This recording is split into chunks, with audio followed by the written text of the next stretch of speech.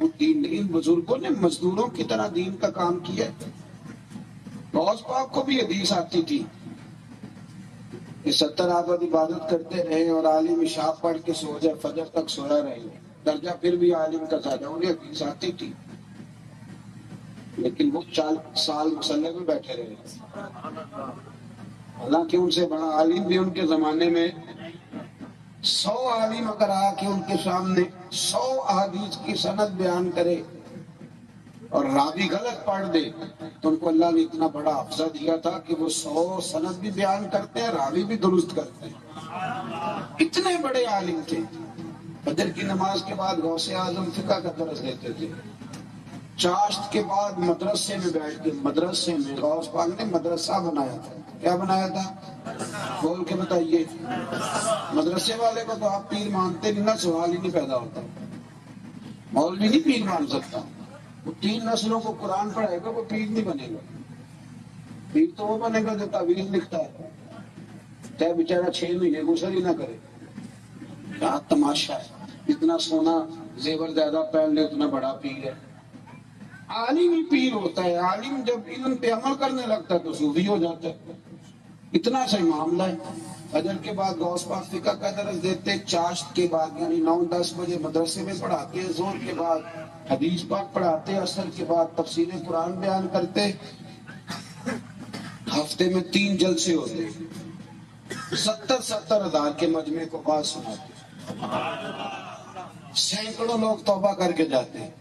دنیا گھروں کو چلی جاتی ہے اور غوث پاک مصلی بچھا کے اللہ کی بارگاہ میں عبادت کے لیے حاضر ہو جاتے. مزدوروں کی طرح کام کیا، کبھی کبھی اوور ٹائم بھی لگاتے تھے دین کے لیے. ہم نے تو نعرہ لگایا بھائی، پھر اس کے بعد موج کری، کچھ کر جاؤ. یہ وجود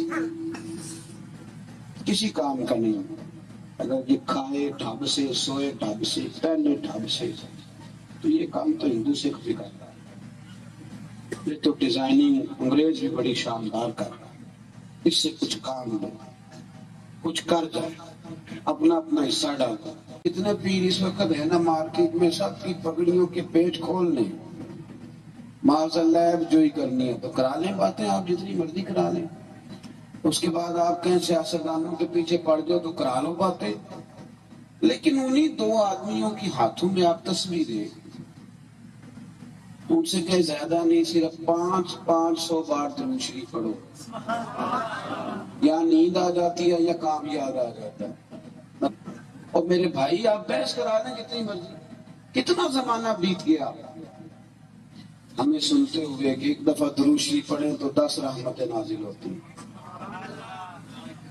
میرے پاس رپورٹیں موجود ہیں، تجزیاتی رپورٹیں، چلے کنفرم نہیں لیکن جو ادارے رپورٹیں بیان کرتے ہیں تو پتہ چل جاتا ہے کتنے لوگ ہیں جو ہم مصلوں پہ بیٹھتے ہیں. کون سی مسجد ہے جو نماز کے بعد کتنی دیر کے بعد بند ہو جاتی. پہلے کبھی گھروں کے اندر سے تلاوت کی آوازیں آتی تھی. حضرت فضیل بن عیاض جیسے صوفی کہتے ہیں کہ میں جس بندے کی تلاوت سن کے توبہ کر گیا ہوں، میں نے اس کا چہرہ نہیں دیکھا، وہ تو اپنے گھر کے اندر بیٹھ کے قرآن پڑھ رہا تھا. میری بات کو سمجھے. ہمارا وہ جو ذائقہ تھا نا، وہ جو ذوق تھا، وہ جو توانائی تھی ہماری، جو ہمارا احساس کا رشتہ تھا دین کے ساتھ، ہم نے بحث کی نظر کر دیے. اور ہمارے بہت سارے نوجوان بیچارے الجھ گئے ہیں. وہ کہتے ہیں ابھی تو میں نے فیصلہ ہی نہیں کیا کہ صحیح کون ہے. کیونکہ بحث ہی بڑی ہوتی ہے، اہل حق میں بڑی بحث ہوتی ہے. چھوٹی چھوٹی باتوں میں بہت سارے لوگ الجھ جاتے ہیں. اور مجھے اور آپ کو بھی بڑا ہی شوق ہو گیا ہے. میرے دوست، دین ہماری تسلی کراتا ہے، دین ہماری، لیکن شرط یہ ہے کہ ہم سیکھنے کے لیے دین سیکھیں. اگر بحث کے لیے سیکھیں گے پھر کبھی تسلی. ہم سیکھنے کے لیے نہیں سیکھتے، بحث کرتے ہیں، الجھے رہتے ہیں. مزہ لینے والے اپنا مزہ لے کے چلے بھی جاتے ہیں. وہ جنہوں نے سرکار سے پیار کرنا تھا ملا جامی کی طرح، وہ دور بیٹھ کے بھی حضوری کے مزے لے کے چلے گئے. وہ ملا رومی کی طرح وہ درد سوز کیفیت کر کے چلے بھی گئے. ہماری ابھی بحث ہی نہیں ختم ہوئی. 1 محرم سے 10 محرم تک بحث ہوتی ہے امام حسین کی نیاز پکانی چاہیے کہ نہیں. اور 1 ربیع الاول سے 30 ربیع الاول تک بحث ہوتی ہے جھنڈیاں لگانی چاہیے کہ نہیں. میلاد کرنا، اور جس کی 7 نسلیں ایک ہی گھر میں میلاد کی محفل سجا رہی ہے نا 7 نسلوں سے، وہ بھی ہر سال پوچھتا ہے ویسے حضرت صاحب جائز ہے؟ میں کہ تو ہی نہیں منیا ساڑھے کو ساری عمر، آگے کدھر جانا بھائی؟ بس کہ سبحان اللہ۔ امام احمد بن حنبل نا بازار سے غلام خرید کے لائے، کہتے ہیں اس کے چہرے پہ روشنی بڑی تھی تو میں نے خرید لیا۔ میں خرید کے لایا تو میں نے اسے پوچھا تیرا نام کیا ہے؟ امام صاحب فرماتے اس نے آنکھ کھولی تو کہنے لگا حضور غلاموں کا نام نہیں ہوتا، آپ کسی اور کو بھی آواز دیں گے تو میں سمجھوں گا مجھے ہی بلا لیں۔ آپ فرمانے لگے اس کے پہلے جملے نے نا میرے وجود پہ کیفیت طاری کر دی۔ میں نے اسے دوسرا سوال کیا، میں نے کہا تو رہے گا کہاں، کمرے پسند کر لے؟ تو اس نے آنکھیں جھکا لی اور میرے قدموں کے قریب آ کے بیٹھ گیا، کہنے لگا حضور غلاموں کے نخرے نہیں ہوتے، جہاں اشارہ کریں گے نا میں چپ کر کے وہاں لیٹ جاؤں گا۔ امام صاحب فرماتے مجھے تو وجد ہو گیا۔ میں نے تیسری بات کی، میں نے کہا تو کس قسم کی غذا کھاتا ہے، کیا کھائے گا؟ تو فرماتے کہنے لگا حضور جو لقمہ بچ گیا نا وہ دے دینا، میں چپ کر کے کھا لوں گا۔ حضرت امام صاحب کہتے ہیں میں بھی رو پڑا، وہ بھی رو پڑا۔ میں نے کہا اٹھ یار گلے سے لگ، تو غلام بننے کے نہیں، تو آقا بننے کے قابل ہے تیری۔ دیکھیں نا حضرت بابا بلے شاہ صاحب، بابا صاحب فرماتے ہیں کہ ایک کتا ہوتا ہے، ہم اس کے مالک ہوتے ہیں تو ایک روٹی ڈالتے ہیں، اور کئی دفعہ دوسری مانگے تو جوتا بھی اٹھا دیتے ہیں، ساری رات وہ پہرا دیتا ہے۔ ہم سوتے ہیں پنکھے میں، اے سی میں، اور وہ صبح جا کے سوتا ہے کسی نالی میں۔ رخ پنجابی میں درخت کو کہتے ہیں، وہ جا کے نا کسی رخ میں جا کے دن کو سو جاتا ہے۔ آپ فرماتے تو نے کبھی سوچا نہیں جس کا تو مالک ہے،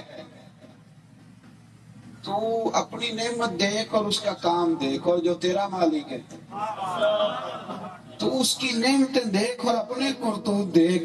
فرمانے لگے راتی جاگے تے شیخ صداویں، راتی جاگ دے کتے تیتھوں اتے، رکھا سکھا کھا دنے جا رکھاں وچ ستے، تیتھوں اتے تے مالک دا در مول نہ چھٹ دے، پاویں مارو 100 جتے، تے تیتھوں اتے ایک برکی دا قدر پچھانن، پاویں مالک ہومن ستے، تیتھوں اتے اٹھ بلیا چل یار منا لے، نہیں تے بازی لے گئے نہیں کتے، اٹھ بلیا چل یار منا لے۔ ساری زندگی بحث میں گزرے گی۔ عراق اب کسی ملک کا نام نہیں، لیبیا اب کسی ملک کا نام نہیں،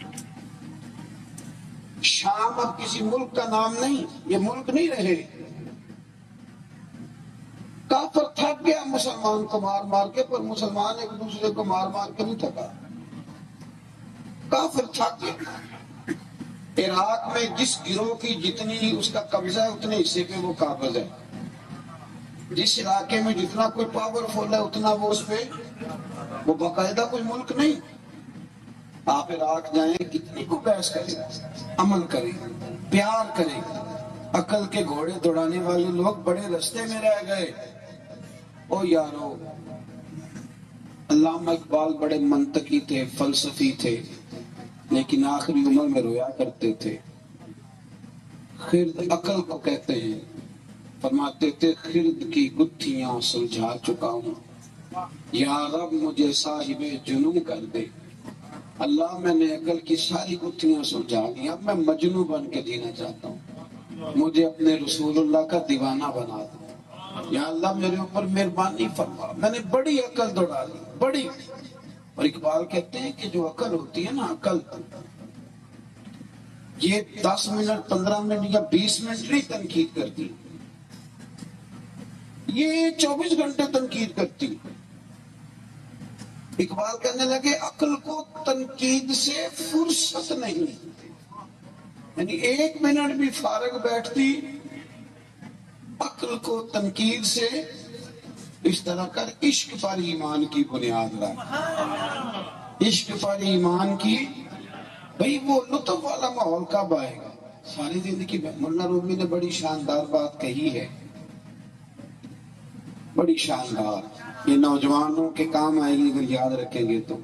عارف رومی فرمایا کرتے تھے اللہ تعالیٰ نے نا لوگوں کو عقل دی تھی استعمال کرنے کے لیے، اور لوگ ساری زندگی عقل کے ہاتھوں استعمال ہوتے رہے۔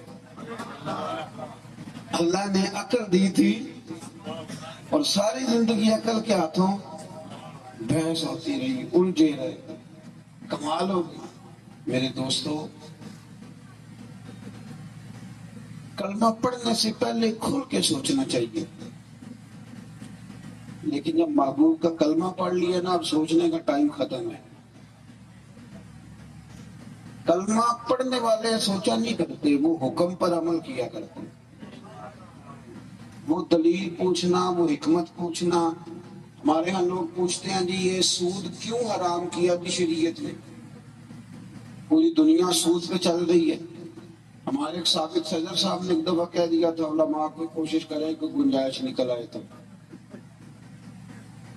کیوں جی حکمت کیا ہے؟ ایک بات مجھے بتاؤ، غلاموں نے بھی کبھی حکمت پوچھی ہے؟ آپ نے غلام سے کہا کہ جا یار چینی لے 1000 روپے کی، وہ کہتا ہے سر چیز سیانے بنے 500 کی منگائیں، تو آپ اسے حکمت بتائیں گے پہلے کہ 1000 کی کیوں منگا رہے ہو؟ بتائیں نا جی، آپ حکمت بھی پوچھتے ہیں ہر بات میں، یہ کیوں ہے، یہ کیسے ہے؟ تو وہ آپ سے کہتا ہے جناب 1000 روپے کی کیوں منگا رہے ہو، 500 کی منگایا، تو آپ کہیں گے تو اس طرح کر چپ کر کے جا، زیادہ باتیں یہاں عجیب غلام ہے یہ۔ نبی پاک صلی اللہ تعالی علیہ وسلم کے ساتھ جو امت کا رشتہ ہے وہ احساس کا رشتہ ہے۔ کچھ رشتے احساس کے ہوتے ہیں۔ بڑا جوان عقل مند ذی شعور آدمی اپنے بیٹے کے منہ پہ 2 تھپڑ مار کے، اس نے بہت بڑی غلطی کی لیکن اس کے منہ پہ 2 تھپڑ مارے اور خود اس نے رونا شروع کر دیا۔ حضور علیہ السلام کے ساتھ جو ہمارا رشتہ ہے نا وہ احساس کا ہے، اور قرآن پاک نے اس کو بیان کیا ہے، فرمایا النبی اولیٰ بالمؤمنین من انفسہم، فرمایا یہ نبی مومنوں سے ان کی جانوں سے بھی زیادہ قریب ہے۔ ہر بات میں ہم کہتے ہیں میری جان نکل گئی، وہ میری جان پہ بن گئی، وہ میری جان پہ پڑ گئی۔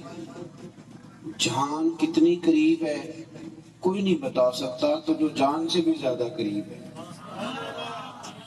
مسئلہ ہوتا ہے کسی چیز کو محسوس کرنے کا۔ اللہ تعالیٰ نے نا، رب جب کسی کو اولاد دیتا ہے تو اولاد کی محبت خود دل میں پیدا کر دیتا ہے۔ بندہ اس پہ پردہ ڈال دے، سخت ہو جائے، بات الگ ہے، ورنہ اولاد کی محبت دل میں موجود ہے، ہوتی ہے۔ ماں باپ کا پیار اللہ دل میں دے کے بھیجتا ہے۔ لوگ اپنے اوپر بوجھ کریں، ظلم کریں اور اس محبت کو ختم کر دیں الگ بات ہے، ورنہ یہ انسان کے وجود میں شامل ہے۔ دوستو، نبی پاک صلی اللہ علیہ وسلم کا جو پیار ہے اور حضور کے ساتھ جو امت کا رشتہ ہے، یہ ہماری روحوں کا معاملہ ہے۔ ہم کیا کرتے ہیں؟ ہم اس محبت کو غلط جگہ استعمال کرتے ہیں، کبھی دولت سے پیار کرنے لگ جاتے ہیں، کبھی شہرت سے پیار کرنے لگ جاتے ہیں، کبھی اپنے آپ سے پیار کرنے لگ جاتے ہیں۔ بہت سارے لوگ ہیں بیچارے سارا دن آئینے کے سامنے کھڑے رہتے ہیں، اپنی فوٹو اپنے موبائل پہ لگا کے سارا دن دیکھتے ہیں، نفس پرستی کا شکار ہو جاتے ہیں، اپنی خوبیاں سارا دن بیان کرتے رہتے ہیں، اپنے منہ سے اپنی تعریفیں کرتے ہیں، اپنے آپ سے پیار کرتے ہیں۔ بھائی، پیار اللہ نے دل میں دے کے بھیجا ہے، اور وہ پیار دیا ہے مدینے والے محبوب کا۔ اب ہم اس کو غلط جگہ استعمال کرتے ہیں تو وہ مس یوز ہو جاتا ہے۔ اگر آپ اس کا صحیح استعمال کریں، ہمارا زمانہ ہے بحث کا، محبت کریں، ناراض نہ ہونا میری بات پہ، لیکن یہ بحث کا زمانہ ہے۔ آپ جہاں بٹھا لیں 2-4 بندوں کو، ان سے کہیں کہ 5 گھنٹے بحث کرنی ہے، بتاؤ کون کون سا مولوی غلط ہے۔ آپ کرا لیں 5 گھنٹے بعد، پھر ان سے کہیں کہ تو سامنے سے ایک شخص آتا ہے، شہزادہ لگتا ہے وہ آتے ہوئے، شہزادہ، لیکن جب وہ قریب آ کے ہاتھ پہ لا کے کہتا ہے نا میں نے کل کی روٹی نہیں کھائی، تو پھر کلیجہ منہ کو آتا ہے، یہ پتہ ہے راہ کون سا ملک ہے؟ یہ مولا علی شیر خدا کا ملک ہے، یہ امام علی مقام کا ملک ہے، اور کیا بتاؤں آپ کو، یہ غوث پاک جیلانی کا وطن ہے، اور کوئی ملک نہیں۔ کیوں بھلا؟ وہ اس لیے کہ عمل کب کرنا ہے، ہم تو اس طرف آتے ہی نہیں، ہم تو ان کیفیات سے دور ہو گئے جو ہماری اصل کیفیات تھی، ہمارا تو سرور ہی نہیں اب، ہمارا تو اس قوم سے تعلق ہے جس سے ہم ابھی تک نماز کا اور داڑھی کا وعدہ لے رہے ہیں، ابھی تک وہ جہاد کی بات اور وہ 1.25 ارب کافر کو مسلمان کرنے کی بات اور دنیا میں دین کا، وہ تو بڑی لمبی چوڑی باتیں ہیں نا، وہ پتہ نہیں ہم نے کام کرنی ہے۔ ابھی ہم جنازوں میں کھڑے ہو کے یہ اعلان کر رہے ہیں کہ میاں جنازہ کس کس کو آتا ہے، ہمارا تو اس قوم سے رشتہ ہے جو ابھی تک وضو نہیں سیکھ پائی، تو ہم نے تو اسے امام فخر الدین رازی کا فلسفہ سمجھانا تھا، ہم نے تو امام غزالی کا تصوف سمجھانا تھا، ہم نے تو غوث اعظم رضی اللہ تعالیٰ عنہ کی تعلیمات رشد و ہدایت دینی، جس قوم سے ابھی تک ہم یہ موٹا موٹا وعدہ نہیں پورا کرا سکے۔ میں کبھی کبھی نا دکھ آتا ہے کہ یار میں اپنی قوم کے بچوں سے داڑھی نہیں رکھا سکا، اور سکھوں کا ہر بچہ داڑھی رکھے ہوئے، وہ چھوٹے کو مانتے ہیں پر پگڑی داڑھی نہیں چھوڑتے۔ اور یہاں عجیب سی بات ہے، میرے بھائی جو غلام تھے انہوں نے بیعت نہیں کی، انہوں نے غلامی کی، میں آپ کو بتاؤں ان کی عقل میں نہیں بھی نہ بات آئی، انہوں نے زیادہ سوال جواب نہیں کیے، کل 14 سوالات ہیں جو صحابہ نے نبی پاک سے پوچھے، ورنہ انہوں نے کبھی بحث، جو حضور نے کہہ دیا سب ٹھیک ہے، جو سرکار نے فرما لیا۔ صحابہ میدان عرفات میں تھے، 9 ذی الحج کو حج ہوتا ہے، حاجی 9 ذی الحج کو میدان عرفات میں زوال کے وقت سے لے کر مغرب تک عرفات میں رہتے، کل صحابہ وہاں تھے اور 1,44,000 کے قریب کم و بیش۔ نبی پاک نے ان سے پوچھا آج دن کیا ہے، توجہ ہے میری بات پر؟ تو حضور نے پوچھا بھی آج دن کون سا ہے؟ ایک نے بھی اٹھ کے نہیں کہا کہ میں نہیں پڑھا لکھا ہوں، میں بڑا عقل مند ہوں، حضور جی یہ ذی الحج کا مہینہ ہے۔ فرمایا کون سا دن ہے؟ اب اللہ و رسول عالم، اللہ جانے اللہ کا رسول جانے۔ نبی پاک نے فرمایا تاریخ کیا ہے؟ کہا اللہ جانے اللہ کا رسول جانے۔ تو حضور علیہ السلام نے فرمایا کہ مہینہ کون سا ہے؟ اللہ جانے اور اللہ کا۔ بعد میں صحابہ بیٹھے تو ایک شخص نے کہا یار عجیب لوگ ہو، اتنے بڑے مجمع میں سے کسی کو نہیں پتا تھا دن کیا ہے، تاریخ کیا ہے، مہینہ کون سا ہے؟